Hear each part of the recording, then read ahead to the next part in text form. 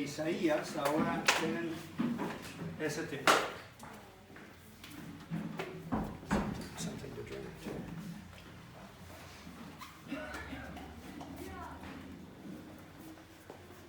Mi bella asistente me trae las cosas.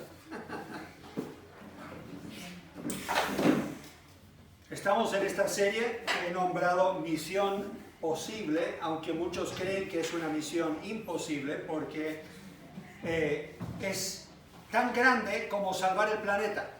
Pero ya saben que no estamos hablando de salvar a las ballenas o algún animal o el planeta del calentamiento global. Estamos hablando de salvar lo que realmente es de gran valor a Dios, y es las almas, porque son eternas. Y Él le dijo a sus discípulos en Mateo 28, id por todo el mundo y predicad a las naciones. Esa palabra naciones literalmente es la palabra en griego que nosotros tomamos para la palabra etnias. O sea, toda etnia, todo grupo de personas. Aquí en Chile tenemos más que una etnia. Entonces tenemos que ir a todos, no solamente a otros países, no necesariamente tenemos que cruzar una frontera para encontrar otra etnia que necesita el Evangelio. Y la misión de Jesús era clara, Él la tenía clara, le afectó su vida completa, todas las decisiones que tomaba era para cumplir esta misión, que es: el Hijo del Hombre vino a buscar y a salvar lo que se había perdido. Y después dice Él, a sus discípulos: pasa a vosotros, como me envió el Padre, así también yo os envío. Y no es eso solo para los apóstoles, es también para cada uno de nosotros. En esta serie de mensajes estoy tratando de enfocarme en el mensaje de Jesucristo, porque Él es nuestro ejemplo en todo, los métodos que Él ocupó para ir y buscar a los que se habían perdido, y también la mente de Jesús, su pensar, su sentir, por qué lo hacía. Y entonces los mensajes generalmente caen en uno o a veces cubren dos de estos, y hoy estamos en Mateo 13. Antes de ir a Isaías, olvidé que teníamos la historia de Mateo 13. Es una parábola de Jesús, y Él en esta parábola está hablando con sus discípulos de lo que ha de suceder a futuro. Y yo creo que ustedes saben que en una parábola no tenemos que encontrarle significado a cada detalle, pero lo bueno de esta parábola es que Jesús mismo da la interpretación.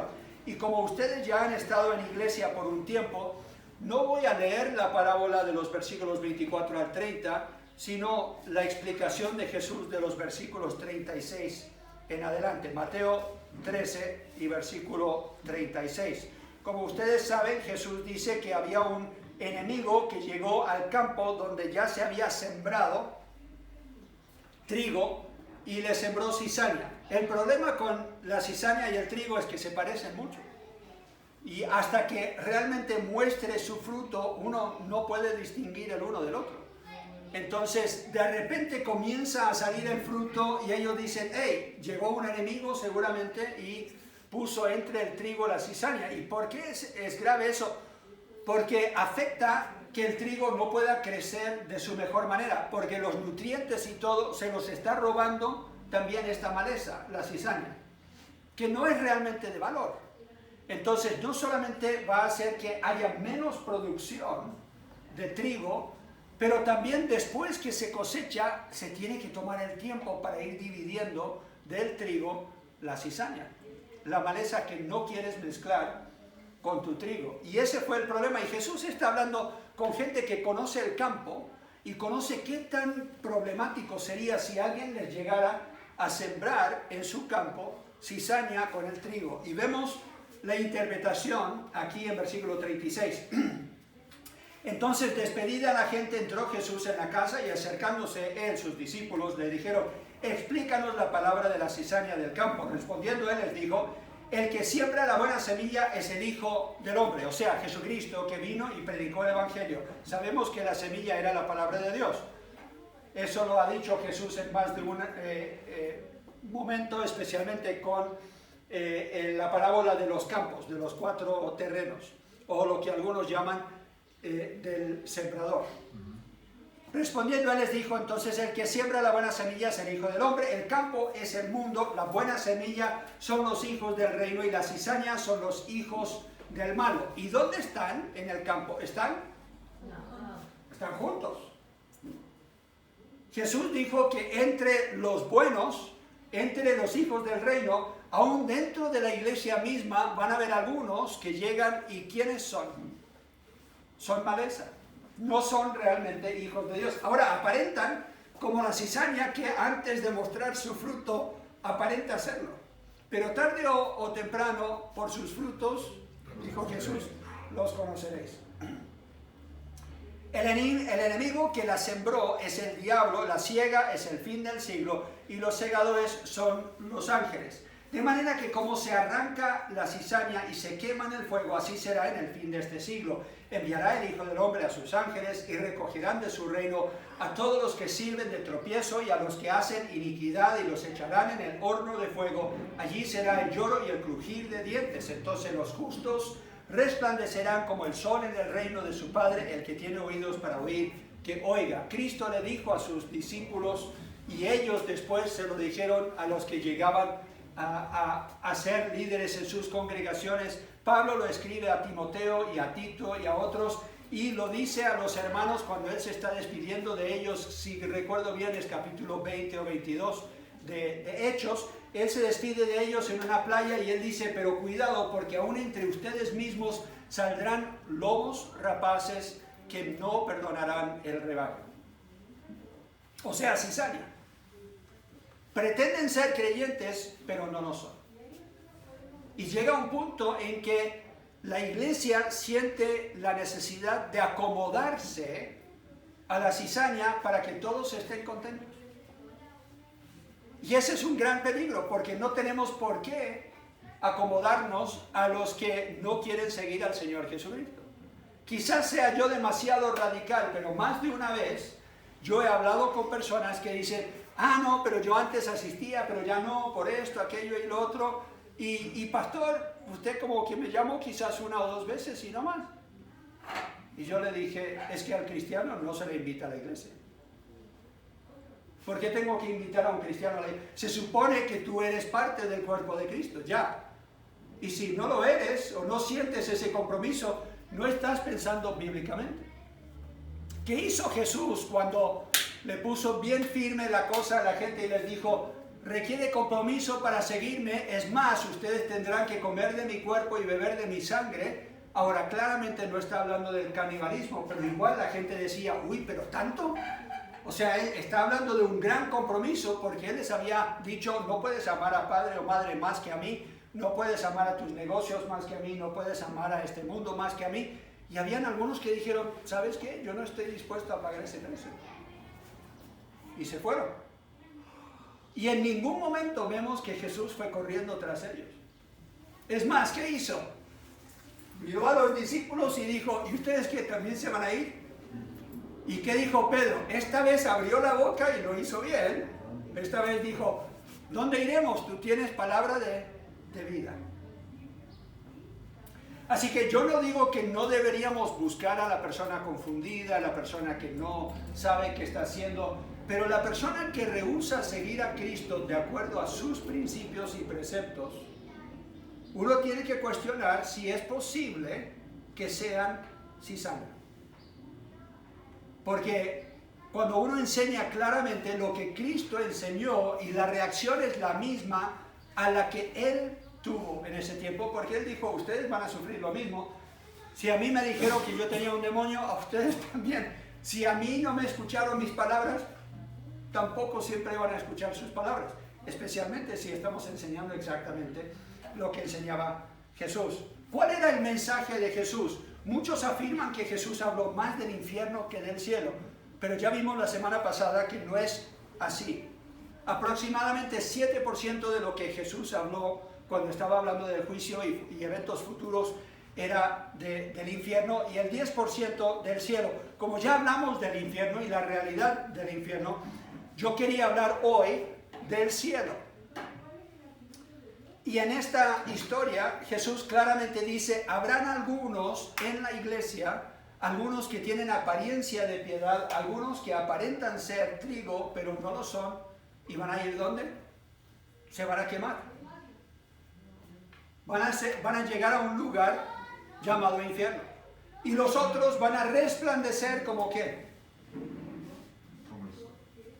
Exactamente. ¿Qué dice? Volvamos a leerlo. Entonces los justos, versículo 43, resplandecerán como el sol en el reino de su Padre. El que tiene oídos para oír, oiga.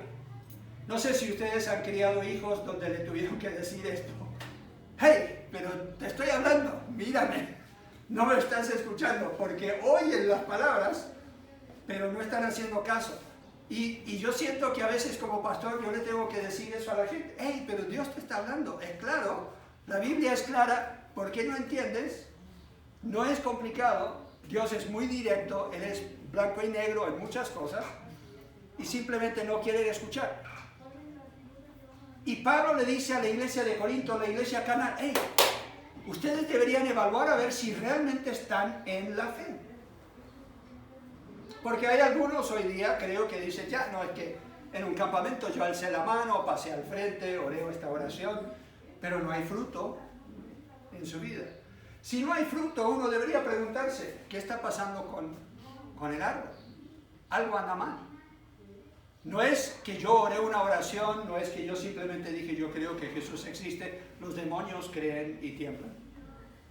Cada uno de nosotros debería ver si realmente somos trigo o no. ¿Por qué? Porque queremos nosotros tener esta promesa algún día a futuro. Yo creo que sería terrible, y yo no quiero poner en duda tu salvación, pero deberíamos nosotros confrontar a los que no viven para el Señor, no les importa ser parte de la iglesia o de servir al Señor. Deberíamos decir, ¿sabes qué? Dios requiere más que simplemente tú con tus labios algún día digas que tú crees que Jesús murió en la cruz. Claramente no hay fruto en tu vida. Te debería preocupar la posibilidad de lo que dijo Jesús. Que habrán algunos que dirán, en tu nombre echamos fuera demonios, hicimos milagros. Y Jesús, ¿qué va a decir? Apartados de mí, nunca os conocí. No es que perdieron su salvación, nunca fueron salvos. No hay tal cosa como perder tu salvación. Entonces, Jesús estuvo en el cielo en algún momento. Él estuvo ahí y vino y bajó a la tierra, se hizo hombre. Él sabe cuáles son los requisitos para entrar. Él sabe cómo será el juicio final, y deberíamos nosotros saber cómo comunicarles a otros lo que Jesús comunicaba del cielo. Si Él habló del juicio venidero, si Él habló del cielo, si Él habló de cómo se puede entrar y quiénes pueden entrar o quiénes no van a entrar, nosotros debemos hacer lo mismo. ¿Qué dice Jesús sobre el tema del cielo? Hay mucha gente que cree que nosotros vamos a estar en una nube tocando arpa. ¿De dónde salió esa idea? Yo creo que en una escuela dominical alguien puso eso en un flanelógrafo o algo y le entró en la mente. Hay algunos que creen que los ángeles son estos querubines gorditos, desnudos, no sé por qué, y siempre tienen como 7 años o 6 años, son chiquititos, con alas chiquititas, ¿no? Y la Biblia dice que son guerreros y le daban miedo a la gente cuando aparecían. Entonces uno diría, mucho del arte y todo que nosotros tenemos de lo que es el cielo, de lo que va a suceder después de la muerte y todo, son caricaturas que nada que ver con lo que dice la Biblia. Pero si nosotros queremos motivar a otros a que participen del reino de Cristo con nosotros en esta tierra, con la esperanza de que vamos a participar en su reino por toda la eternidad, deberíamos saber algo de lo que dice la Biblia sobre el cielo, y especialmente qué dijo Jesús hacia los que podían entrar, para nosotros motivarlos a ellos. Adivinen qué, todavía no llegamos a Isaías. Yo no sé por qué tenía eso en mente, pero vamos a llegar. Es un lugar real, de la misma forma que dijimos que era un lugar real el infierno. El cielo es un lugar real donde se hace la voluntad de Dios perfectamente. ¿Se pueden imaginar un lugar así? No hay malo, no hay maldad, porque Dios dice algo y es que, sí Señor, los ángeles obedecen perfectamente. Los que están en el cielo no tienen por qué desobedecer a Dios. Dice Jesús cuando estamos nosotros recibiendo de Él la oración modelo. Él dice en Mateo 6:10, venga tu reino, hágase tu voluntad, como en el cielo, así también acá en la tierra. Esa es la petición que Jesús nos enseñó que deberíamos estar pidiendo. Que se hiciera su voluntad aquí, ¿cómo se hace? ¿Dónde? En el cielo. Siempre se hace la voluntad de Dios en este lugar. ¿Qué dice Jesús sobre el tema? Dios es el que decide quién entrará, pues es su morada. Ahora sí, Isaías. Qué alivio, porque yo pensaba quizás se me olvidó ponerlo ahí. Isaías capítulo 66. Último capítulo del libro. Versículos 1 y 2.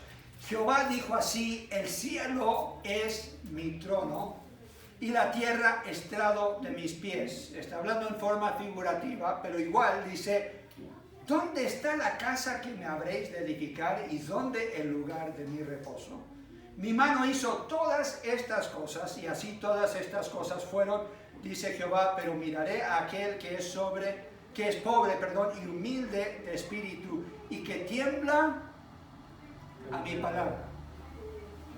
El temor de Dios es el comienzo de la sabiduría, dice Proverbios. El que tiembla a su palabra. ¿Se pueden imaginar qué tan grande es Dios? Que Él se puede sentar en el cielo, pero puede poner sus pies sobre la tierra. Y si ustedes saben algo del tamaño del universo, esa es una distancia. Tendríamos que imaginarnos, porque el universo es gigantesco. Podríamos viajar millones y millones de años luz a la velocidad de la luz y aún así demorarnos miles de años en ese viaje y no llegar al límite del universo. Y Dios dice, ¿y dónde me van a poner ustedes? Si me hacen una casita, me hacen una iglesia, me hacen un templo, ¿realmente creen que yo me voy a albergar en tal lugar? En Mateo capítulo 5.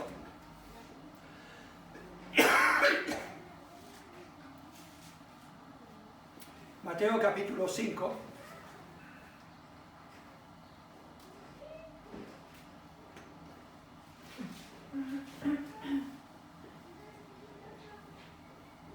Versículo 20, Jesús dice, porque os digo que si vuestra justicia no fuere mayor que la de los escribas y los fariseos, no entraréis en el reino de los cielos. Y la gran mayoría de la gente de ese tiempo quedaba, ¿qué? Completamente asombrada. ¿Por qué? ¿Quiénes eran los más correctos? Los fariseos. ¿Te puedes imaginar a alguien que haya memorizado los primeros 5 libros del Antiguo Testamento? De memoria, palabra por palabra, en el original. ¿Y cómo lo hacían? Era para asegurar de que todavía tenían la mente ágil, y no tenían las divisiones que tenemos hoy día. No podían ellos decir Deuteronomio 10, versículo 12, algo por el estilo. No tenían esas divisiones. Simplemente alguien decía ese versículo y el que estaba debatiendo con ellos tenía que completar el versículo o darle el versículo que venía justo antes. De esa forma comprobaban que también tenían memorizado y se pasaban todo el día así, asegurando de que no se les olvidaba la palabra. Y aseguraban que siempre, por lo menos 3 veces al día, estaban en el templo orando.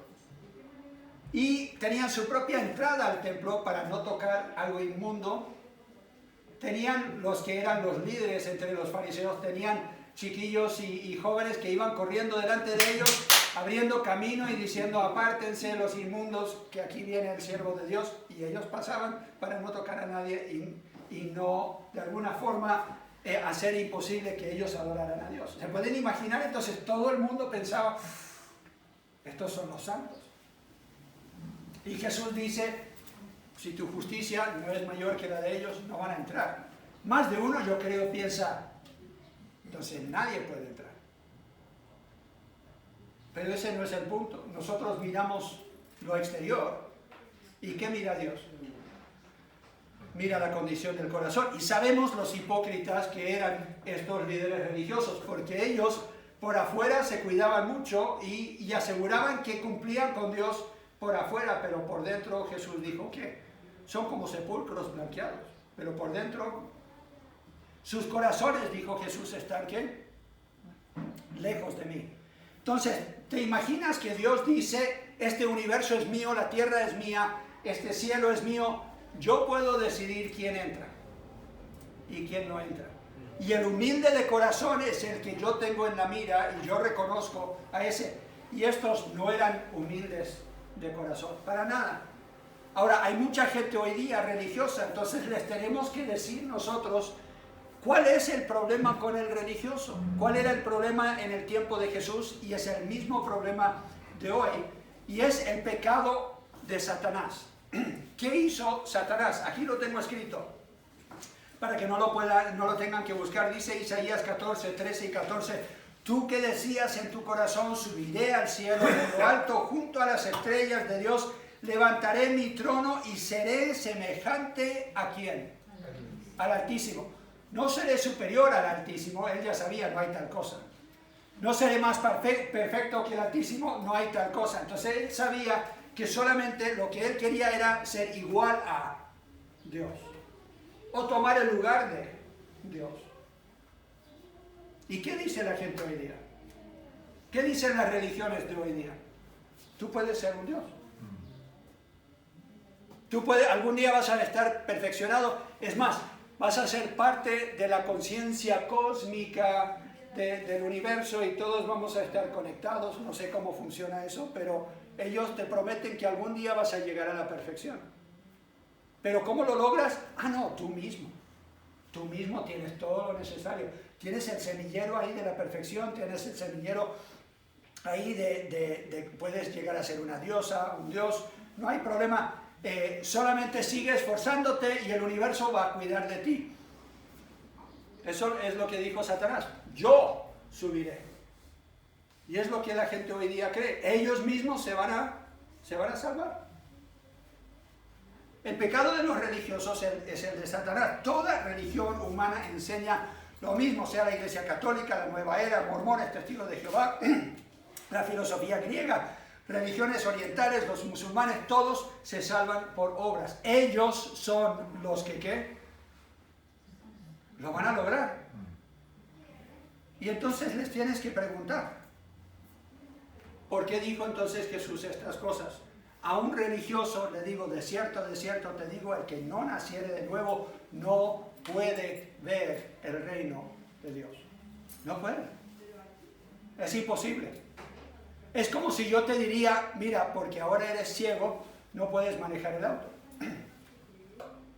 Porque una de las cosas que es un requisito es poder ver para poder conducir un auto, ¿cierto? ¿Cómo vas a conducir como ciego? No se puede. Jesús está diciendo, no es que Él no quiera, sino que es literalmente imposible que tú entres y heredes su reino si primero no te has preparado espiritualmente, porque es un reino que requiere que haya una transformación en nosotros para poder entrar. ¿Por qué? Porque Dios ha dicho por su ley, nada inmundo va a entrar a este lugar. Entonces, ¿cómo podemos entrar? Tiene que haber una renovación espiritual. De la misma forma que nacimos físicamente, para ser quienes somos ahora, tenemos que nacer espiritualmente. El nuevo nacimiento y la justicia es claro, lo vemos en Juan capítulo 3 y versículos 5 y 6. Jesús aquí está hablando, les quiero recordar, con un religioso que se sabía las Escrituras. Él creía en el Dios verdadero. Él esperaba que llegara el Mesías. Él era un hombre de fe. Y Jesús le dice, necesitas nacer de nuevo. Versículo 5, respondió Jesús, de cierto te digo, que el que no naciere de agua, o sea, un nacimiento físico, y del Espíritu, un nacimiento espiritual, no puede entrar en el reino de Dios. Lo que es nacido de carne, carne es; lo que es nacido de espíritu, espíritu es. No te maravilles de que te dije, os es necesario nacer de nuevo. Entonces, cuando hablamos con gente religiosa, tenemos que hablar con la gente de la misma forma que lo hizo Jesús y decir, ¿sabes qué? A mí me gustaría que llegaras al reino, pero estás yendo por el camino equivocado. Las obras no te van a hacer que llegues a ese lugar. Las obras vienen después, pero no es el camino. No es la forma de adquirir la justicia que se necesita para poder entrar. El pecado de los religiosos es que ellos intentan establecer su propia justicia por sus buenas obras. Romanos capítulo 10. Yo creo que probablemente si estamos hablando a personas religiosas, quizás Romanos capítulo 10 es el mejor capítulo en el cual nos podemos quedar. Podemos acampar aquí, no tenemos que ir a muchos otros pasajes, podemos quedarnos aquí y simplemente explicarles por qué necesitan ser salvos, como dice la Biblia. Porque dice el versículo 1, hermanos, ciertamente el anhelo de mi corazón y mi oración a Dios por Israel es para salvación. O sea, Él quería que fueran salvos. Porque yo les doy testimonio de que tienen celo de Dios, pero no conforme a qué. No conforme a ciencia. No conforme a lo que Dios ha declarado de sí mismo. Porque ignorando la justicia de Dios y procurando establecer la suya propia, no se han sujetado a la justicia de Dios. O sea, no le hacen caso a Dios de la forma que Él dice que puede ser declarado justo. Así que ese define el problema. ¿Cuál es la solución? Seguimos leyendo, versículo 4. Porque el fin de la ley es ¿quién? Cristo. O sea, la ley es lo que hace que tú entiendas que eres pecador o pecadora.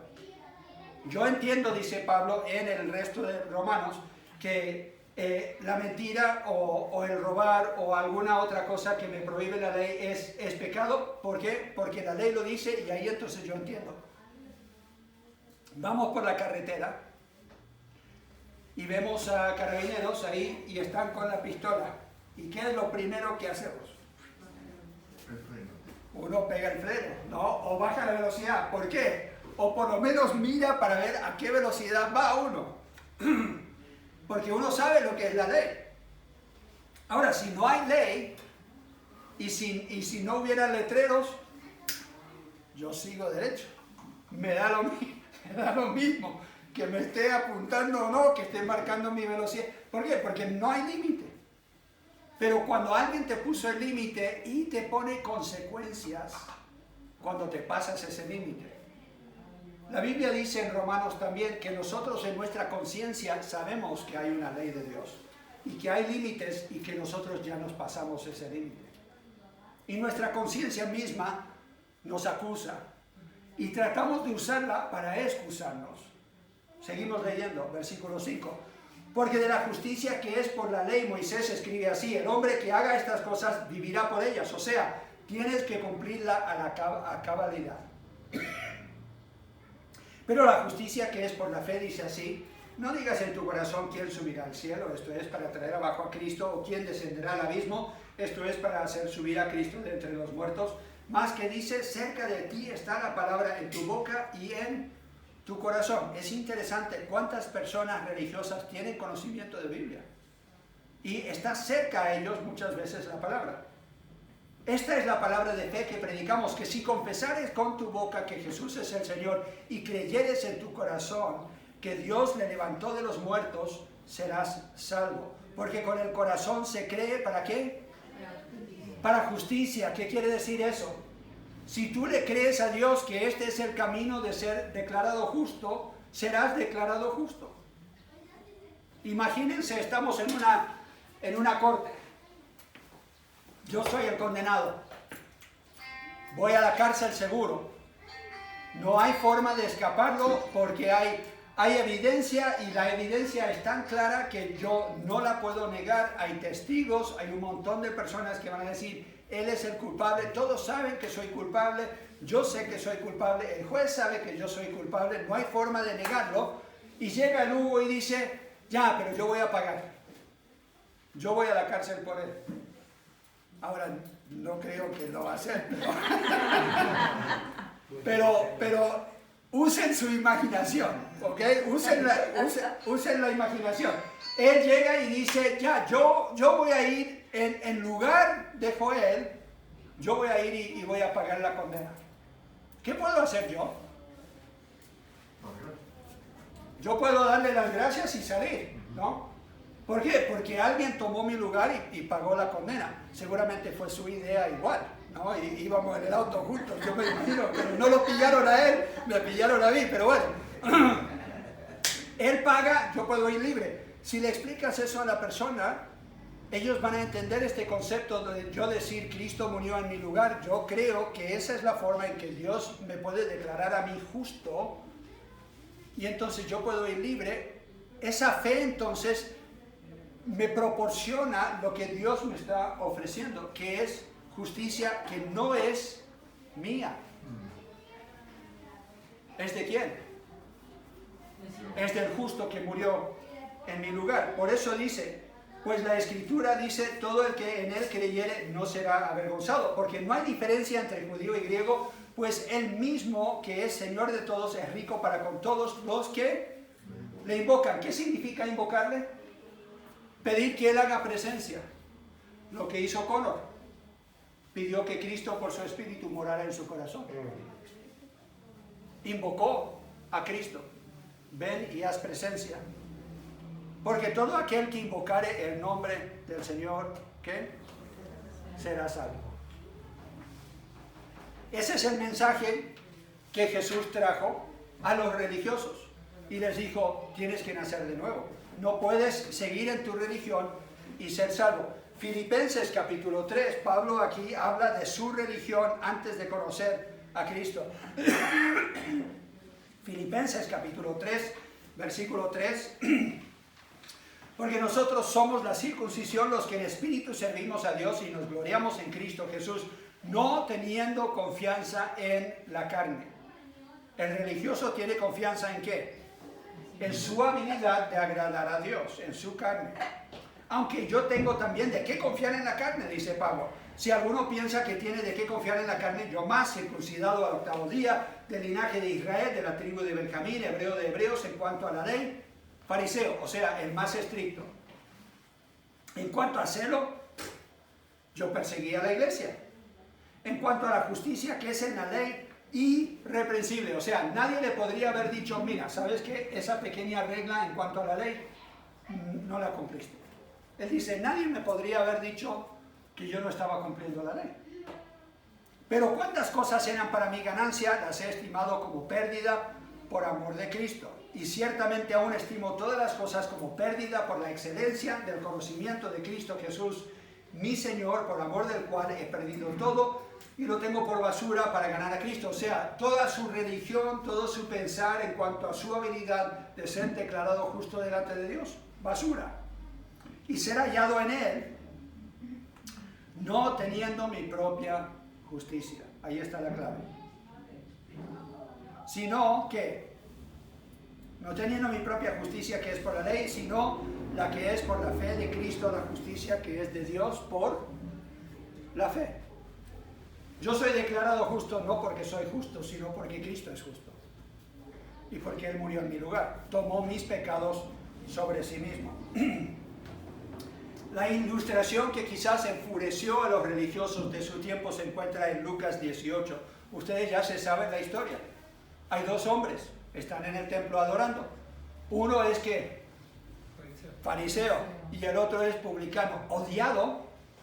Los publicanos eran odiados. Se creía en ese tiempo que los publicanos ni siquiera se podían salvar, aun si se arrepentían. Así de malos los veían, porque ya habían comenzado a trabajar para los romanos y ellos eran lo peor de lo peor. Entonces está este religioso y él dice, Dios, yo te doy gracias, que no soy este publicano. Y él comienza a nombrar las cosas que él hacía. Diezmaba, ayunaba, no se faltaba un culto. ¿Y saben qué? Hay mucha gente hoy día cristiana que puede darte la misma lista. No, yo no falto un culto. Y mira el terno que me compré para ir a la iglesia. ¿No? Y yo le hablo a mi vecino y yo sé que estoy ganando puntos con Dios, pero que a esa abuelita yo le regalé unos pesitos para que ella comprara lo que necesitaba en la casa. Y así están pensando que por sus obras van a llegar. Y eso no es lo que dice la Biblia. Ahora, hacemos las buenas obras para agradar a Dios, para decirle cuán agradecidos estamos nosotros, claramente, porque algún día recibiremos galardón por esas obras, claramente, pero no para ser salvos. Y esa es una gran diferencia. Y entonces aquí tenemos a este religioso que dice, gracias a Dios, yo estoy seguro que me voy a salvar.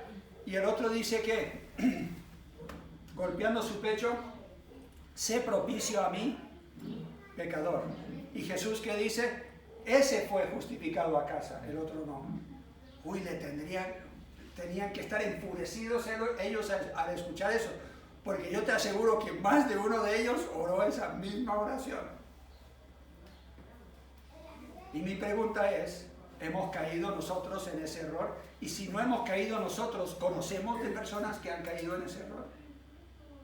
¿Conocemos a gente que está creyendo que por sus buenas obras van a llegar? La lógica bíblica es esta en Gálatas 2:21. Pablo dice, yo no desecho la gracia de Dios, pues si por la ley, o sea, las obras de la ley, fuese la justicia, entonces por demás murió Cristo. Cristo no tuvo que morir si tú te puedes salvar por tus obras. ¿Dónde está entonces puesta tu fe? ¿Qué dice Romanos capítulo 8?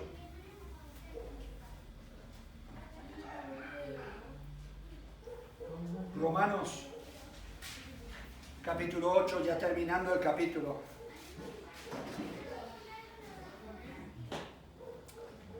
Versículo 31 es un favorito de muchos, dice, ¿qué pues diremos a esto si Dios es por nosotros? ¿Quién contra nosotros? El que no escatimó ni a su propio Hijo, sino que lo entregó por todos nosotros, ¿cómo no nos dará también con Él todas las cosas? Y después dice, ¿quién acusará a los escogidos de Dios?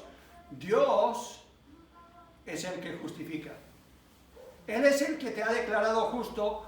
Entonces, ¿por qué te importa lo que dirán otros de ti? ¿Quién es el que condenará? Cristo es el que murió.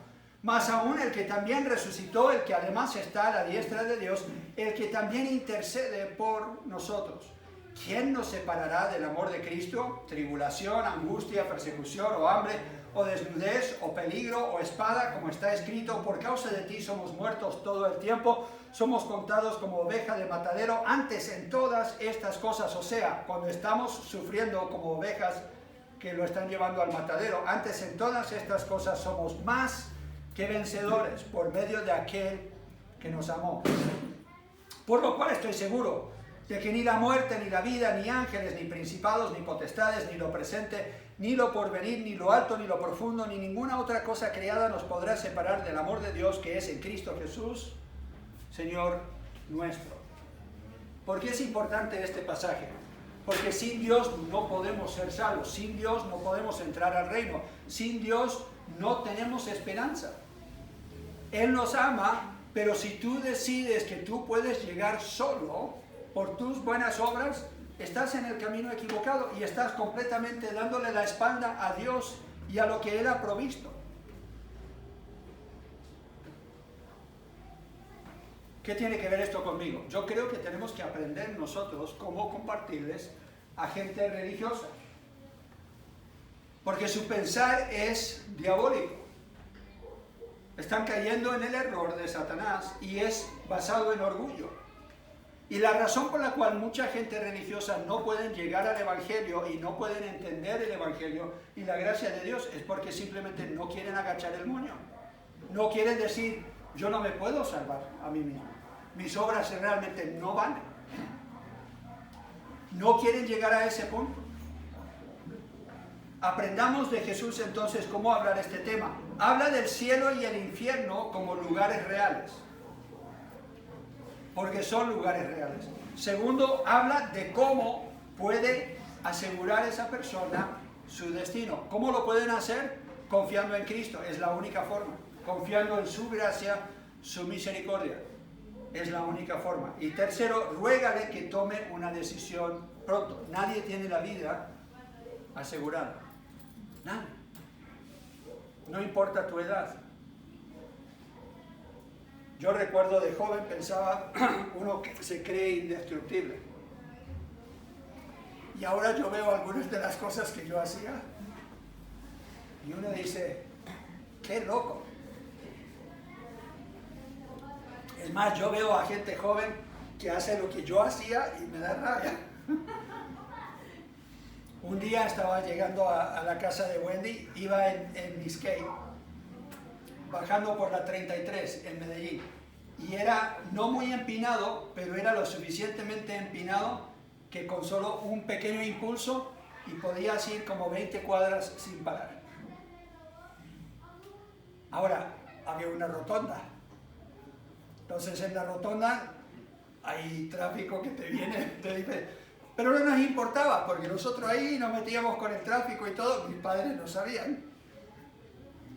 Y yo bajando un día, y claro, para ganar más velocidad uno se baja, pero así, bien bajito, para que el viento, en ese tiempo lo podía hacer, ahora me duele. Pero, y yo iba con un amigo mío, y lo que no sabíamos era que su papá venía del trabajo temprano ese día.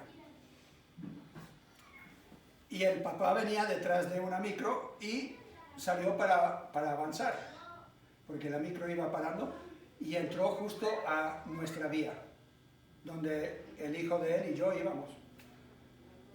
Y el hijo reconoció el auto del papá y nos metimos los dos ahí a una casa donde tenía un estacionamiento grande, nos pasamos ahí y el papá pasó y pegó el frenazo.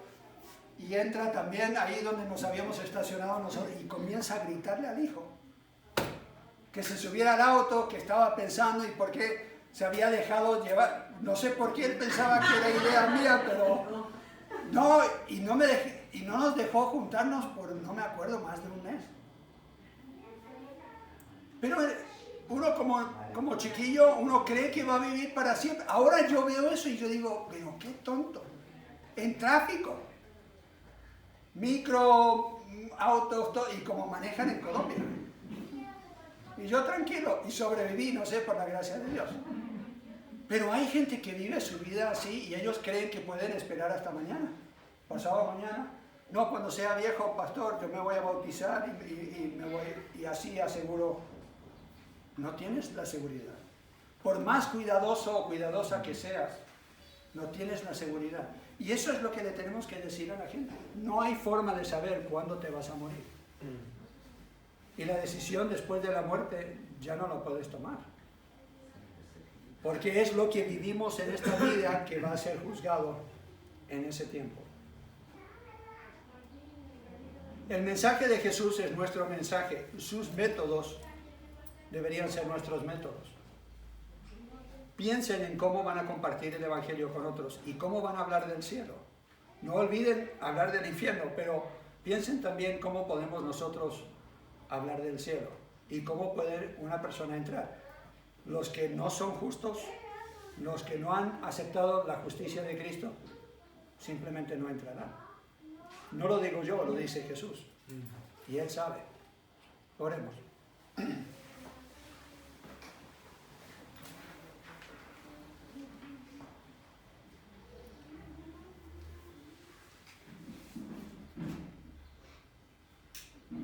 Quizás ha llegado a tu mente en estos momentos el nombre o la cara de una persona que es religiosa, pero que está perdida.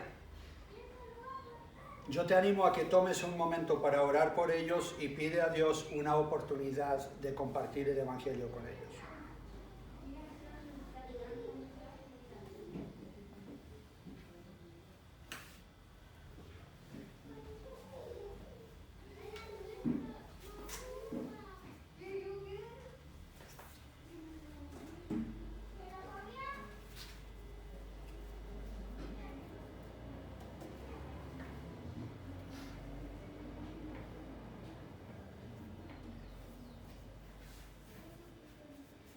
Padre Celestial, todos conocemos personas que creen que por sus buenas obras se van a salvar y sabemos lo que dice tu palabra.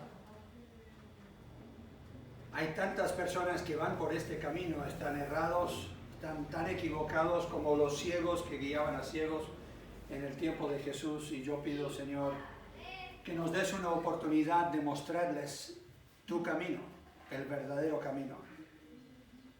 Pido, Señor, que si hay alguien al alcance de mi voz que recién ahora está entendiendo esto, que no aplace el momento de tomar una decisión, de agachar el moño, de pedir que tú les aceptes tal como son, pecadores que necesitan de tu justicia aplicada a sus vidas. Tenles misericordia, pido, Señor, en el nombre de Cristo.